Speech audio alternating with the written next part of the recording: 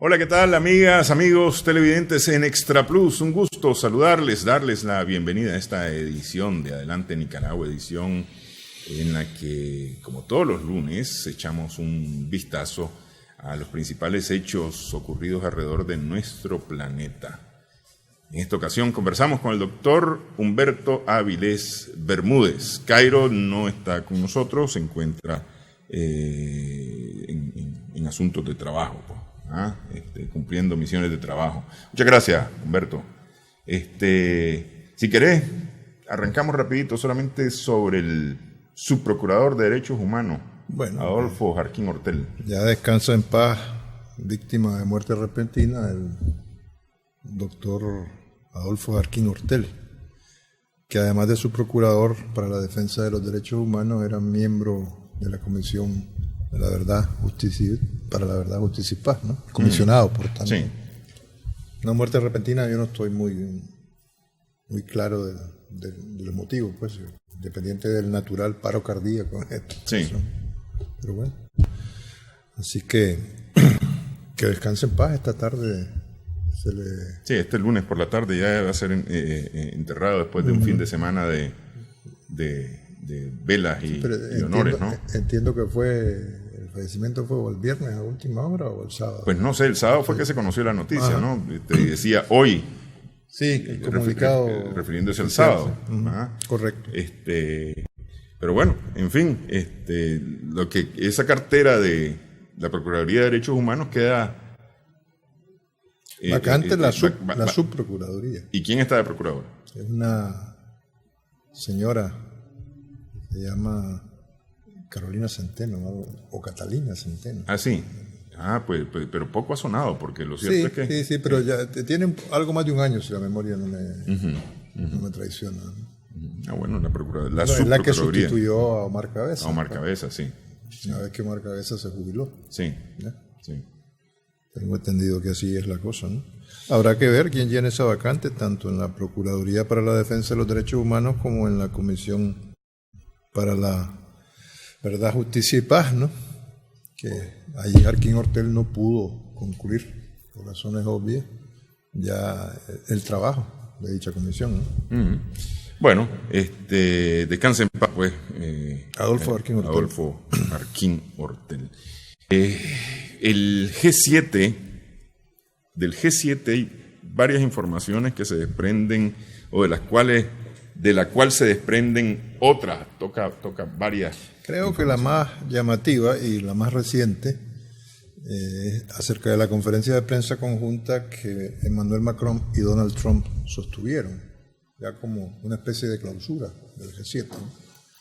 Además de ser el protagonista anfitrión Macron y Trump, que extrañamente por primera vez en su mandato presidencial y pese a su tuitopatía, ¿no? Tuvo su mejor talante en estos escasos 3 días en Biarritz, en el suroeste francés, ¿no? No cometió mayores exabruptos, ¿no? Y destaca de esa conferencia de prensa a la que aludíamos anteriormente, que a pesar de que en apariencia fue sorprendido por la irrupción del canciller iraní en Biarritz, que llegó la tarde del domingo, sorpresivamente, y que cuando le preguntaron, primero respondió que sin comentarios y luego reconoció que Estados Unidos había sido advertido de la presencia. Sí, dijo que Macron había actuado a conocimiento de Estados Unidos. Sí. Entonces Trump decía que está dispuesto a reunirse con el presidente iraní, con Hassan Rouhani, si se dan las circunstancias correctas. Sí, esa declaración es tal vez lo más llamativo, circunstancias correctas. ¿Qué serán circunstancias correctas? Y a continuación dijo, estaba leyendo yo la última hora, que él está convencido de que los iraníes, y en este caso su presidente, quieren hablar y mejorar las cosas, ¿no? Bueno, vamos a ver si se concreta, y Macron se hizo eco en ese mismo sentido, afirmando que esperaba que en los próximos días esta iniciativa de entrevista al más alto nivel norteamericano persa pues se pueda concretar, ¿no? Ahora, esa declaración de Trump está precedida por otra en días anteriores, por lo menos así lo han reflejado varios medios, que habría dicho que él no está a favor de un cambio de régimen en Irán. Sí, es decir, que él no está apostando por un cambio de régimen en Irán. No, además va en la línea de desescalar la tensión tanto en el Golfo de Hormuz en particular y en el Mediterráneo a raíz de la amenaza norteamericana de prender o de capturar el petrolero iraní, ¿no? Que parece, según dicen las informaciones, ya había liquidado, o sea, vendido todo el petróleo que transportaba. Sí. Se desconoce el comprador. El comprador y el destino final del petróleo, dicho sea de paso, pero bueno. Lo otro que cabe destacar son los exabruptos de Bolsonaro, ¿no? Sí, pero si querés nos metemos a eso en un momentito. No, pero es dentro del G7. Sí, ¿no? siempre dentro del G7, pero es que para no para porque darle vuelta, Brasil forme parte del G7. Sí, sino porque fue tema del G7. Sí, por los incendios en el Amazonas. Sí, pero siempre con el tema de Irán. De acuerdo a las informaciones que estuve leyendo, varias lo que reflejan sería un interés de Estados Unidos por que el programa nuclear iraní se mantenga dentro de los límites sin volverse un país productor de armas nucleares. Ese sería el principal interés de los Estados Unidos, que hasta ahora, en teoría, eso es lo que ha ocurrido en Irán. Sí. El Organismo Internacional de la Energía Atómica ha certificado no una, sino varias veces el cumplimiento de Irán de los límites de enriquecimiento de uranio que se mantuvieran hasta antes de la salida unilateral de los Estados Unidos, la retirada unilateral norteamericana del tratado. Y los socios europeos, que son los restantes, de los quienes suscribieron ese tratado, están de acuerdo en reconocer el nivel de cumplimiento de Irán de lo establecido. Sí. De acuerdo. Si el único que estaba en contra ha sido Trump. Sí, no, por eso. Entonces eso a mí lo que me da es la impresión simple y sencillamente de un berrinche. Sí. Tan berrinche y salvando las distancias, dicho de paso, entre una cosa y otra, pero que también gravitó en la agenda del G7, la guerra comercial con China. Porque llegó todavía el viernes, cuando salía de Washington para Francia, para Biarritz, Trump estaba con espada desenvainado contra China, ¿no? Incluso contra el secretario del Tesoro norteamericano, contra Jay Powell, ¿no? Y luego parece que bajó el gas en el sentido de al menos ralentizar, si no detener la imposición de la última oleada de sanciones arancelarias contra China. Es un buen líder, tiene mucho que ofrecer, no sé, una cantidad de halagos y adjetivos positivos que hizo sobre el presidente Xi Jinping. Y además, a propósito de eso, la insistencia en el tema de que Rusia debe volver al G7. Y a propósito del retorno de Rusia al G7, auspiciado por Donald Trump en primer lugar, y del que se hace eco muy hábilmente Emmanuel Macron, que quiere consolidar su liderazgo europeo, toda vez que la señora Merkel ya va de salida. Además de eso, cabe preguntarse, bueno, ¿y por qué si se está auspiciando de alguna medida el retorno de Rusia al G7 para que sea el G8, por qué no ampliar ya el G8 a un G9 con China, haciéndose eco de esas expresiones trumpianas a las que vos te referías? Y yo creo que estarían las cosas mejores, porque el panorama internacional, las grandes potencias están hoy por hoy entre la decadencia del hegemón norteamericano, le guste o no le guste, ¿ya? O lo reconozca o no Trump, aunque triunfalistamente haya declarado previamente al G7 de Biarritz de que la economía norteamericana atraviesa el mejor momento de su historia. Y vuelta otra vez con lo que hemos vuelto a citar aquí en reiteradas ocasiones, lo de que hagamos América grande de nuevo, o el América primero, ¿no? La America First. Entonces cabría esas preguntas, pero la moderación y presentación el talante menos odioso de Donald Trump llama la atención en esta cumbre de Biarritz. Se dice entre los comentaristas y los analistas políticos europeos mayoritariamente, de que puede ser que aquello que Maquiavelo decía como la verdad efectiva, calificaba como la verdad efectiva, y que no es otra cosa que reconocer las cosas como son, independientemente de si nos gustan o no. O sea, de alguna manera ya la opinión pública internacional, y en particular los socios del G7, del todavía G7, ya saben cómo es Donald Trump, y eso ha permitido minimizar los continuos exabruptos de Mr. Trump. Bueno, vamos a ver. Pero bueno, en fin, en lo general fueron declaraciones de alguna manera de llama lenta, digamos, sí, de fuego muy bajo, ¿no? Es cierto que no participó de la reunión sobre cambio climático y temas medioambientales. Sí, porque llegó tarde.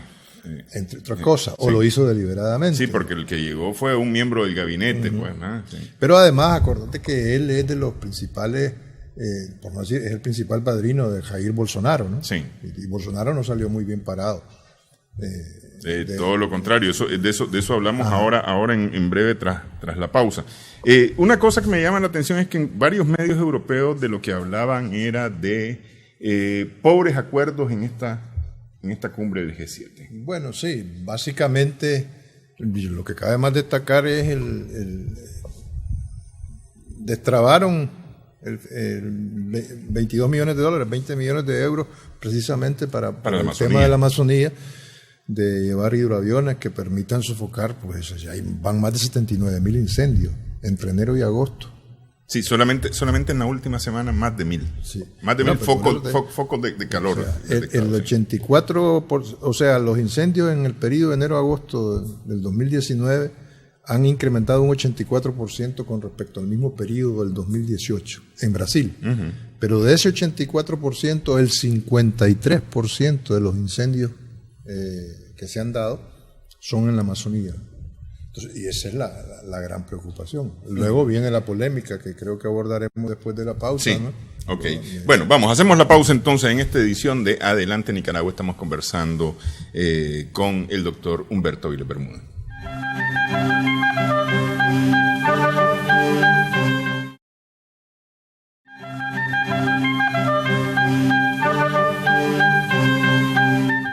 Seguimos en Adelante Nicaragua en Extra Plus. Cerca de 1 millón de kilómetros cuadrados es la estimación que hay hasta ahora de los incendios en la Amazonia o la Amazonía, que es una reserva del mundo. El pulmón del planeta. El pulmón del planeta, pero que es responsabilidad no solamente de Brasil, sino de varios estados, incluyendo la Guyana, que es un estado o un territorio fronterizo en Amazonía, pero es un territorio extramar, ¿es que se llama? De francés.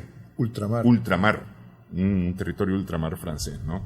De ahí los anuncios de Macron sobre su interés. Bueno, sí, obviamente Macron lo que hizo fue proponer una iniciativa por la Amazonía, por el Amazonas y la crisis incendiaria esta, ¿no? Con incendios, en el seno del G7 de Biarritz. Y al final, en una conferencia de prensa en la que compareció junto a Piñera, el presidente chileno, anunció que finalmente habían acordado destrabar el desembolso de 20 millones de euros para ayuda concreta y medios para sofocar incendios, mayoritariamente los hidroaviones estos de gran envergadura, como los Hércules C-130, ¿no? El mismo modelo que Bolsonaro, como producto de la presión internacional sobre los incendios en el Amazonas, se vio obligado al fin, después de muchos incendios, lo hemos dicho antes, en los últimos 8 meses. Estamos hablando de más de 80.000 focos de fuego en Brasil. Entonces ha impulsado esa iniciativa y la ha coordinado de alguna manera Francia, Y ahí ha empezado el rifirrafe con Bolsonaro, ¿no? Porque Bolsonaro ha reaccionado muy malamente, dicho sea de paso, diciendo que Brasil es un país soberano que nadie tenía que meterse en los asuntos internos, como si semejante tragedia medioambiental, como es la producto de la deforestación, que es por lo visto fuera de todo parámetro, la que hay, y la ampliación de la frontera agrícola para incrementar las plantaciones en la selva amazónica, ¿verdad? Fuera algo insignificante, ¿no? Y no afectar a todo el planeta.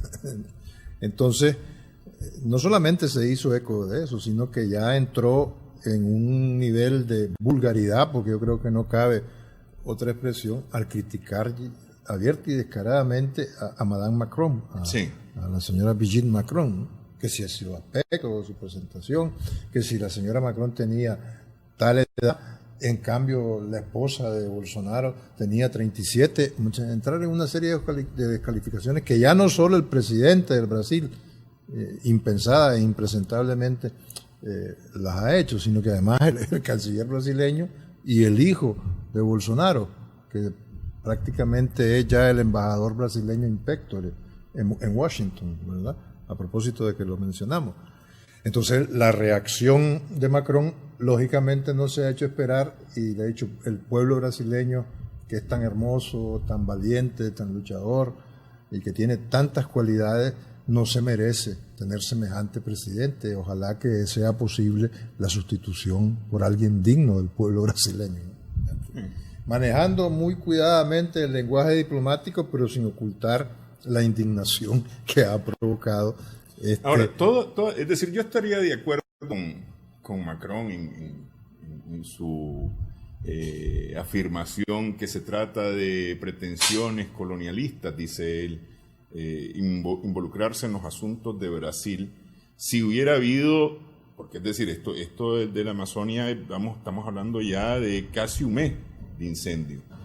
Pero no es que casi un mes de incendios que se han vuelto incontrolables, no, casi un mes de incendios que no se ha procurado controlar, no se han atendido, sí, ese es el gran problema, no se han atendido.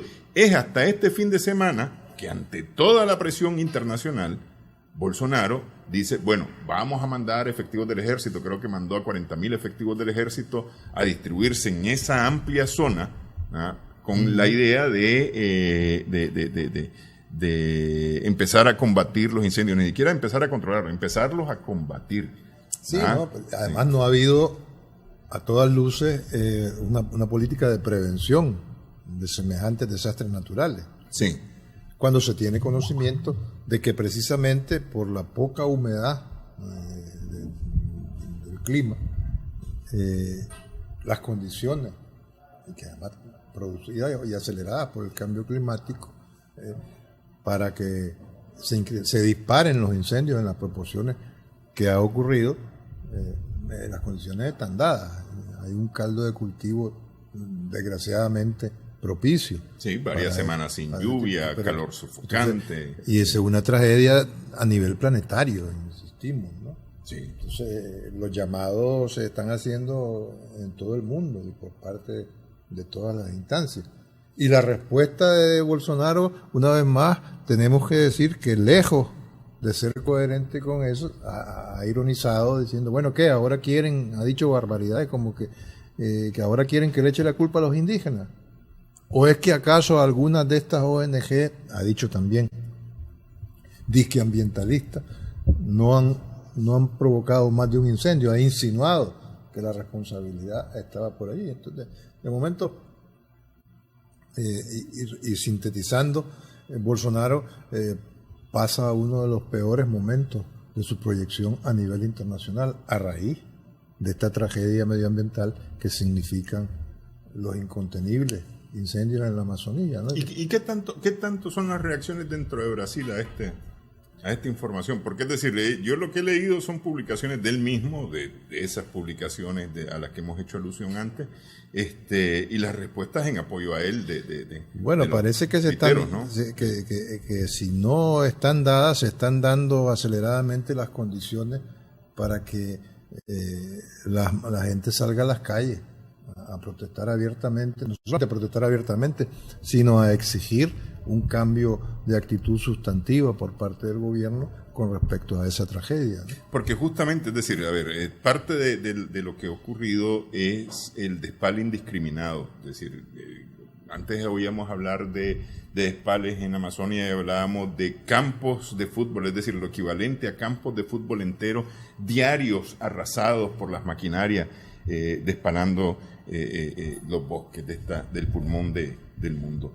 Sin embargo, ahora esto se ha incrementado y algunos analistas dicen que las políticas de Bolsonaro han fomentado, han empujado este despale. Sí, que parece que en alguna medida, desconozco datos concretos, hay intereses de sectores económicos, por decirlo eufemísticamente, cercanos a Bolsonaro, que están detrás de esos efectos nefastos, ¿no? Del despale, de la deforestación, si se dice fácil, 1 millón de kilómetros cuadrados. Sí, sí. Pero dimensionarlo, imaginárselo es bastante y más difícil. Y esa es una estimación así muy al aire que se hizo. Y muy conservadora. Y la dio a conocer Macron, sí. Porque no hay datos exactos de cuál es la afectación que hay. Así es. Sí. Países como Bolivia, por ejemplo, han tomado las previsiones y han empezado a hacer todo lo necesario para evitar que el fuego, porque recordamos que la Amazonia es una reserva internacional por cuanto toca muchas fronteras, ¿no? Traspasa muchas fronteras, y entonces en Bolivia se han hecho cosas, en Ecuador entiendo yo que también se han venido haciendo. En Bolivia, sin ir más lejos, Evo Morales anunció la adquisición por parte del gobierno boliviano de 4 aviones cisterna, hidroaviones de estos, para precisamente combatir este tipo de incendios, ¿no? Sí, sí. Entonces, lógicamente no es suficiente, porque la proporción que han adquirido los incendios, acordémonos que ya la voz de alerta debería de haberse dado no solamente el año pasado a propósito de los incendios que sufrió Portugal el verano pasado, que parece que en alguna medida ha logrado disminuir, no evitar los incendios, en el caso particular de Portugal.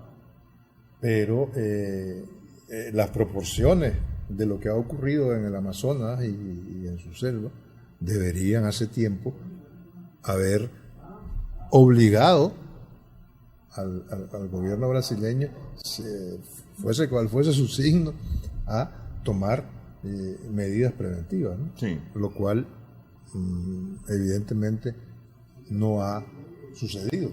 Ahora, no solo en esta zona del mundo hay incendios, vos ya mencionabas el tema de Portugal, pero por ejemplo Canarias. Las Islas Canarias han sido devastadoras. Entiendo que el último incendio, que parece que ya lograron empezar a controlarlo, era bastante superior a 25.000 hectáreas ¿ya? De fuego, que estaba arrasando con flora silvestre sobre todo, ¿no? Hasta donde tengo entendido. Pero entiendo que sí, también que ya se logró ser sofocado en buena medida. El caso particular de Canarias. De las Islas Canarias. ¿Sí? Sí. Sí. Ahora, en la Amazonía tal vez la gravedad no solamente es la cantidad de territorio, el área afectada, sino la cantidad de especies afectadas. No, la fauna. Hablamos flora y fauna. Sí. Flora y fauna afectada. Muchas de ellas declaradas patrimonio de la humanidad, reserva, por supuesto, de la humanidad. Y han resultado afectadas. Y todavía no conocemos los índices o los porcentajes de producción de oxígeno. ¿Cómo ha caído la producción de oxígeno? Ahí mismo, precisamente, en ese pulmón del planeta, ¿no? Sí. Que ese tal vez es de las partes de lo más grave que hay. Pienso que sí. Yo creo que están a la par de la pérdida de flora y fauna, lo de la producción de oxígeno y el incremento de anhídrido carbónico producto de estos siniestros. Ok, pausa nuevamente en esta edición de Adelante Nicaragua. Decíamos que este es un tema que se abordó en la cumbre del G7 de este fin de semana, o que concluyó este fin de semana, con un presupuesto de 20 millones de euros para ayudar a combatir los incendios en esa zona del mundo. Pero hay también otras cosas que han resultado del G7. Tocamos, por ejemplo, el tema de China y Hong Kong. Regresamos en breve.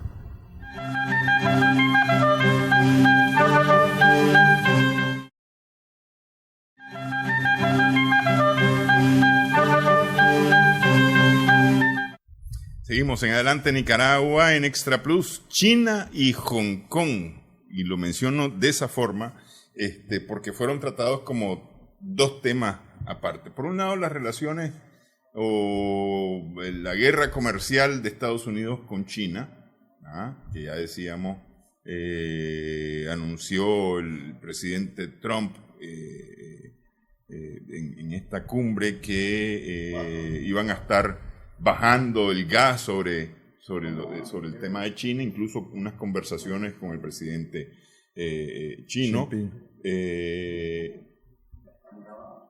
El tema es sobre la base de qué, porque es decir, las declaraciones de Trump básicamente lo que dicen es que les ganamos, los doblegamos, ha surtido efecto las presiones que hemos hecho, hay un gran desempleo, entonces ahora los chinos están casi lo dice de esa manera, los chinos están pidiendo cacao a Estados Unidos. En cualquier caso, en el seno del G7, en el comunicado final, porque no hay, es bueno recordar y que se sepa suficientemente que no existe una dinámica preestablecida o reglamentada en el G7 de resoluciones. Y esto tiene que ver, sin ir más lejos, con la irrupción, como se califica la sorpresiva llegada del canciller iraní la tarde del domingo a Biarritz. Tuvo 3 horas en Biarritz. Le bastaron para reunirse media hora con Macron, los principales asesores de Macron, encabezados por el canciller Yaniv Driaf, y diplomáticos alemanes y británicos que estaban en la jugada. Eso no es ninguna casualidad. Y no es ninguna casualidad, no solo a propósito de Irán, sino a propósito del tema China-Hong Kong en el orden que vos lo estabas enunciando anteriormente. Porque ¿a qué se remitió el comunicado puntual del G7 sobre China-Hong Kong? Al acuerdo, plasmado en la declaración chino-británica del 84. De 1984. Que lo que viene a consagrar es los lineamientos, los parámetros de respetar una autonomía administrativa por la especialidad del territorio hongkonés, dejando al margen los temas que tienen que ver con la defensa, la política exterior y las dimensiones macroeconómicas, hasta donde tengo yo entendido. Que el pretexto, por así decirlo, o aparentemente constatado hasta el momento, de las protestas iniciales y del incremento de las mismas en Hong Kong haya sido la tan traída y llevada, y dicho sea de paso, abortada definitivamente, ley de extradición, de extraditar en un sentido amplio a delincuentes de toda la haya, de todo tipo. Y todo esto, a propósito, yo creo que es bueno también hacer la digresión de un delito de violación que fue cometido, creo que por algún hongkonés, en Taiwán. Entonces, eso como que incrementó más la polémica. Porque en cualquier caso, y creo que lo hemos comentado muy claramente en programas anteriores, para nadie es un secreto que estas protestas, en la medida que trascendieron el tema puntual de la ley de extradición, que desde el 9 de julio pasado fue abolida por la primer ministro de Hong Kong, Carrie Lam, empezó a escalar el nivel de protesta cuando empezaron a pedir la dimisión de Carrie Lam, a pesar de que ya mucho antes de que se decidiera abolir o abortar el es decir, retirar el anteproyecto de ley. Retirar el anteproyecto de ley de extradición. Y ya empezaron a escalar a otros niveles. Y entonces, en esa medida dejó de ser un secreto que contra lo que se estaba atentando Y así lo percibió, yo creo que correctamente, el gobierno chino, de la República Popular China, era contra el principio básico de los chinos de un país y dos sistemas, precisamente en torno a Hong Kong. La declaración lo que dice es respetar la soberanía de Hong Kong y hace alusión al acuerdo del 84. La soberanía territorial de Hong Kong desde el punto de vista administrativo, sí, sin que esa soberanía territorial de Hong Kong, y en los marcos de una autonomía bien delimitada, atente contra la soberanía de un solo país, que es la República Popular China, por ejemplo, en materia de defensa, en materia de política exterior. Pero es que, claro, a ver, esa declaración, respetar la soberanía de Hong Kong, puede ser casi el dicho aquel al que le caiga el guante que se lo planten, ¿no? Es decir, dependiendo de quien nos esté escuchando y lo que esté haciendo por atentar contra la soberanía de Hong Kong. Por eso, pero es que además meterse a cuestionar, o más que a cuestionar, a comentar alegremente y a realizar acciones en torno a temas de soberanía, es en el mejor de los casos bastante espinoso. Porque soberanía y autonomía son términos parecidos, pero antitéticos, es decir, absolutamente contradictorios. Porque la soberanía implica un nivel muchísimo mayor, o sea, desde un punto de vista jurídico-político, en derecho constitucional. Sí, mucho más arriba que la autonomía. En sentido estricto de derecho constitucional, la soberanía es la máxima expresión de la voluntad popular posible.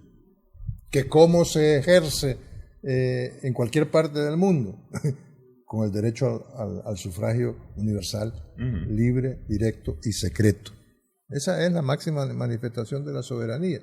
De ahí, y esa es la base de legitimidad, más allá de la legalidad, de las constituciones políticas, cuando son elaboradas con la mayor participación posible de la población de los ciudadanos del país del que se trate. No es el caso particular del territorio autónomo, administrativamente hablando, de Hong Kong, que no es desde el punto de vista político, en estricto sensu, pues en sentido estricto.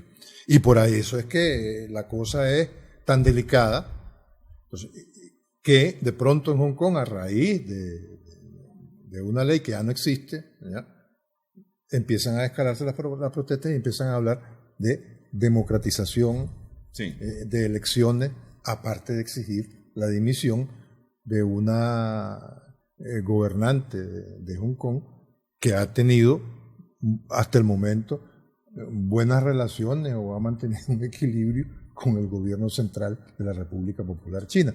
De manera que no es un tema nada sencillo, sino todo lo contrario. Así es, extremadamente hasta dónde el tema de Hong Kong y las protestas masivas que se han sofocado a base de técnicas de antidisturbio como cañones de agua, gases lacrimógenos. Después se habló de movimientos militares, que creo que se aclaró oportunamente que eran movimientos esencialmente de fuerzas policiales antidisturbios en las inmediaciones de Hong Kong por parte de la República Popular China, ¿no? Entonces, ¿hasta dónde también, y por qué no pensarlo, entra dentro de toda la lógica, ¿ya? Es parte de la presión bélico-comercial inducida, ya sabemos de qué manera, por quién y por quiénes, dado que el enclave comercial de Hong Kong, ya lo dijimos suficientemente, aunque ahora solo sea el 3% de las importaciones y exportaciones chino-populares, no es el 63% que fue alguna vez, sigue teniendo una importancia capital por el nivel de movimiento y de desarrollo. Lo que pasa es que además Hong Kong, también hay que decirlo, no lo hemos mencionado hasta el momento, es un mal ejemplo para la mayoría de la ciudadanía de la República Popular China. Visto desde otra perspectiva ideológica, ¿ya? Porque es una filosofía política, una concepción del mundo bastante distinta a la que hasta ahora ha prevalecido en Hong Kong. ¿Ya? En el resto de la República. Sí, no es comparable lo que es la mayoría abrumadora de la ciudadanía chino popular con la que pueda ser la mayoría en un régimen aparentemente democrático conforme a los cánones occidentales, o lo que se dice en Occidente. ¿Ya? Porque si vamos a hablar de querer reproducir en Hong Kong una democracia a los norteamericanos o a lo británico, pues para no irnos muy lejos, y partiendo de la declaración chino-británica del 84, que a fin de cuentas es lo que prevalece hoy por hoy en el Hong Kong, pues entonces, no sé, deja mucho que desear, porque no hablamos ahora a propósito del G7, del paso, del debut sin pena ni gloria de Boris Johnson en Biarritz. Sí. Todos los titulares coinciden en decir Boris sin ideas. No supo proponer nada. Sí, porque él se fue siempre por el voto, por la salida dura. Pues, y siguió diciendo, tienen que abolir el backstop. ¿Y qué alternativa ofrecer al backstop? O sea, Theresa May no pudo durante 3 años encontrar alternativas negociables desde sobre mínimos de seriedad, pues, o de objetividad con los socios, los todavía socios europeos. Si no lo pudo en 3 años Theresa May, de la cual fue ministro del Exterior Boris Johnson, menos que lo vaya a hacer Boris Johnson. Además, no sé si pudiste apreciar dónde se ha visto. ¿Viste una foto de Johnson reunido con Macron? Sí, donde se están saludando, sí. No, sí. Aparece Boris Johnson con el pie encima de la mesa, de la mesilla. Ah, sí, esa no la vi. Y así, esa con no una desfachatez increíble. ¿Ya? Y mirando socarronamente hacia el fotógrafo. Y Macron mira hacia abajo, muy discretamente. Pero bueno, ¿qué consiguió Johnson? Que le volvieran a decir, mira, de aquí a 30 días es muy difícil que aparezca una alternativa. Y eso mismo que yo dije, se lo deben de haber dicho en otras palabras. Pero si no lo pudo conseguir Theresa May en 3 años, vos lo vas a conseguir en 3 meses, de aquí a octubre. ¿Me explico? Y entonces, aquel sigue insistiendo que hay que quitar la salvaguardia irlandesa. ¿En qué consiste la salvaguardia irlandesa? Dicho rápido y sucio para que se entienda. ¿Ya? En mantener unas fronteras invisibles que solo podrían hacerse mediante la utilización de mecanismos tecnológicos que hoy por hoy no existen. Invisibles para que no fuese una frontera dura entre Irlanda, la República de Irlanda e Irlanda del Norte. Porque si cualquier forma de frontera vuelve a funcionar, por muy invisible que fuera, que no la pudo, repito, Theresa May no la pudo conseguir, y menos Boris Johnson. Si eso vuelve a funcionar, los acuerdos del Viernes Santo, que es como se llaman los que condujeron a la pacificación del Ulster y entre las dos Irlandas, pues se echarían por la borda y estaríamos avivando un avispero de consecuencias impredecibles para el Reino Unido, ¿no? Y para Irlanda en particular. Y para Irlanda en particular, así es. Así es. Sí, no le fue bien a Boris Johnson, absolutamente no le fue bien a Boris Johnson. Solamente rescatando algo de lo de China, más que de lo de Hong Kong, China, en el G7 lo que se habló fue de volver a implementar, reactivar los mecanismos de la Organización Mundial del Comercio para la resolución de conflictos. Es decir, ese me parece que es una ganancia importante para China, más que para cualquier otro. Es decir, para todos, pues, al final de cuentas. Y pero, sobre todo impulsados desde el seno de los socios europeos, de los miembros europeos del G7, que están buscando un mecanismo alternativo a los de arbitraje de la OMC, en tanto en cuanto Estados Unidos unilateralmente ha dicho que no los va a respetar. Sí.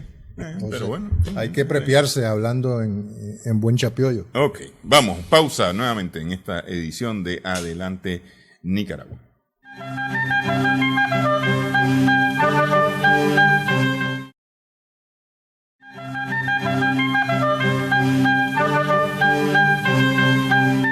Seguimos en Adelante Nicaragua. No había visto la foto, realmente es impresionante la foto. Es una reunión bilateral entre Macron y Johnson, ¿no? Porque están solamente los dos en la foto y con el pie puesto encima de la mesita, ¿no? Es decir, lo menos vulgar Sí, es el despacho de la alcaldía de Biarritz que el presidente de la República, que es anfitrión del G7, está utilizando en esos días. Pero bueno, no es que sea menos. O sea, ¿cómo va a ser un jefe de gobierno, que es el caso de Johnson, y no terminamos de redondear la idea a propósito de la democracia representativa? Electo no es producto su nombre, ninguna elección democrática de los británicos, no. Él fue elegido por su partido. Los conservadores, 90.000 conservadores lo propusieron como candidato para primer ministro y por eso está ahí. Esa es la democracia que están propugnando o defendiendo las masas protestantes de Hong Kong, me pregunto, no sé. Ahora, esta reunión del G7, ya que tocas el tema de democracia, esta reunión del G7 estuvo además acompañada de protestas tanto en territorio francés como en territorio español. Porque es decir, Biarritz es un balneario. Prácticamente al otro lado de Irún y Hendaya, frontera franco-española, ¿no? Sí. Irún y Hendaya, según hablemos de España o de Francia, a uno y otro lado. 19 detenidos en el caso francés, no he sabido yo de los españoles detenidos. Y a propósito de España, Macron invitó a Pedro Sánchez, de observador en el G7, sí. O sea, lo cual le permitió escupir en rueda, utilizando una expresión coloquial. Que si va a tener repercusión a lo interno de la situación política española, ese garbeo internacional de Pedro Sánchez, en tanto que recién estrenado líder europeo, al menos de los socialistas, ¿verdad? Que a ver cuánto le dura ese liderazgo, porque parece, hasta el momento, todo parece indicar que en el caso español no va a haber más remedio que elecciones, porque no se vislumbra un acuerdo de investidura que permita de aquí al 25 de septiembre, entiendo que es la fecha fatal, 23 o 25 de septiembre, un acuerdo de investidura, porque si a esa fecha no lo hay, automáticamente se tienen que convocar elecciones, las cuartas en 3 años, para el 10 de noviembre próximo, caso español. Sí.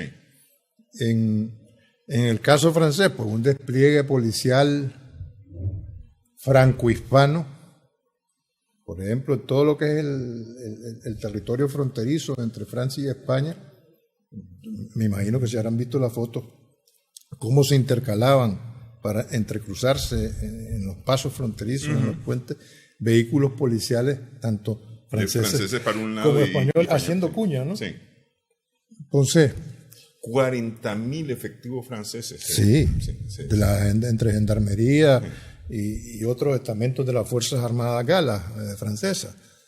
Pero ya te digo, supe de 19 detenidos, se supo también, y se puede ver en todas las noticias que han trascendido, de la utilización de cañones de agua y gases lacrimógenos para dispersar a los manifestantes que pretendían, en lógica protestante elemental, acceder al lugar de la cumbre. ¿No? Sí, pues, pero es decir, de repente esto la tienen muy clara que no acceden nunca, ¿no? Es decir, lo que hacen es más bien acceder a los medios para que se entienda que ellos están protestando, para alzar la voz a través de los medios, pues. Ok, eso en el G7, pero no dejamos Europa. Antes de concluir el tema de Europa, siempre importante, Italia. El presidente italiano Matteo Conte finalmente renunció como presidente, lo que llama la conformación de un nuevo gobierno. Y hemos dicho que 5 estrellas, que la tenía todo consigo hace 4 semanas, la semana pasada no las tenía todas consigo para lograr un nuevo acuerdo. Acuerdo que en este caso podría más bien dejarlo fuera de una coalición de gobierno. Bueno, sí. El primer ministro Giuseppe Conte, yo estoy como Matteo, Matteo Salvini. Matteo es el otro, ¿no? Es al que no le salió la jugada. Sí. No le ha salido de momento, porque fue el que pegó el golpe sobre la mesa, hizo saltar la ya precaria de por sí coalición gubernamental Liga Norte, de la cual el líder Salvini, y Movimiento 5 Estrellas, liderado por Luigi Di Maio. Giuseppe Conte dimitió cuando Salvini lo obligó a comparecer en el Senado. Nadie esperaba, y ese fue un golpe de efecto, valga la redundancia, muy efectivo de Conte, porque precipitó la crisis gubernamental. Pues, Salvini apostaba y exigía que Conte llegara a explicar la posición del jefe de gobierno en tanto que primer ministro, ¿verdad? E inmediatamente se hiciera eco de la propuesta de Salvini de convocar elecciones anticipadas, porque la argumentación de Salvini era cuál es el miedo de escuchar la voz del pueblo italiano. Menos bonito, con independencia de que se lo parezca o no, Giuseppe Conte le dijo en su discurso de renuncia, donde hizo pública su renuncia ante el Senado italiano, de todo. Lo menos malo que le dijo fue que era un irresponsable y que atentaba contra la estabilidad institucional del país. En ese sentido de estabilidad institucional, no está de más recordar que en 75 años de historia republicana de Italia, ese país ha tenido 65 gobiernos. Son 10 años de diferencia entre la vida republicana, la edad de vida republicana y la cantidad de gobiernos que ha tenido. Sí, es decir, es casi uno por año, prácticamente. Prácticamente uno por año. Año y fracciones, lo que sean. Entonces, la semana pasada, desde el miércoles hasta el viernes, el presidente de la República, Sergio Mattarella, llevó a cabo una ronda de consultas con todos los partidos políticos para ver qué posibilidades había de varias alternativas, integrar lo que le llaman un gobierno técnico. Antes de llamar a nuevas elecciones. Antes de convocar a nuevas elecciones, diseñado, elaborado, integrado como producto de esas consultas, y lo que en la mente o en las capacidades tácticas o estratégicas del presidente de la República Italiana, de Mattarella, pues se diera, ¿no? Esa ronda de consultas no arrojó ninguna luz sobre la posibilidad de eso. Lo único que aceleró fue las posibilidades reales, que entonces se veían muy lejanas a inicios de la semana pasada y ahora parece que están más cercanas, de entendimiento, de negociaciones entre el Movimiento 5 Estrellas y el Partido Democrático del ex primer ministro Matteo Renzi. Con un par de cosas que es bueno puntualizar. El Partido Democrático, su secretario general actual es Nicola Zanetti. No estaba en disposición, y lo digo deliberadamente en pasado, en disposición de negociar con el M5, con el Movimiento 5 Estrellas. Sí.